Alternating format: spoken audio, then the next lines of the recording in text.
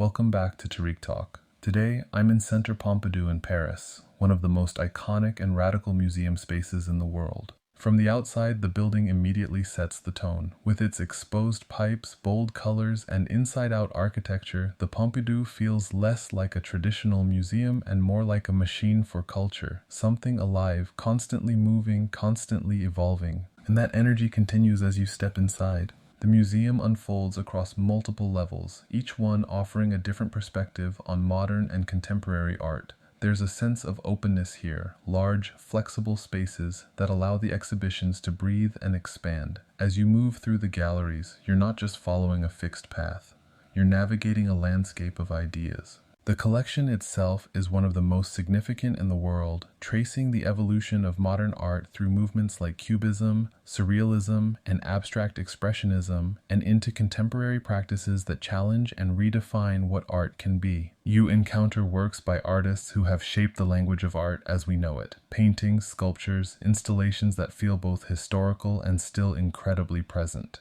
What's striking is how the Pompidou presents these works not as static objects, but as part of an ongoing conversation. The exhibitions feel fluid, creating connections between different time periods, different styles, and different ways of seeing. As you move through the spaces, you shift between moments of recognition and moments of surprise. A familiar masterpiece might sit next to a contemporary installation that completely disrupts your expectations. There's also a strong emphasis on experimentation. You see artists pushing materials to their limits, playing with scale, with texture, with perception. Some works are minimal and restrained, while others are immersive, pulling you into environments that feel almost cinematic. And then there are the temporary exhibitions, which bring a different kind of focus. These shows dive deeper into specific artists or themes, offering a more concentrated experience. Some exhibitions explore the boundaries between art and design. Others look at the relationship between art and technology, while others focus on individual artists whose work has reshaped contemporary practice.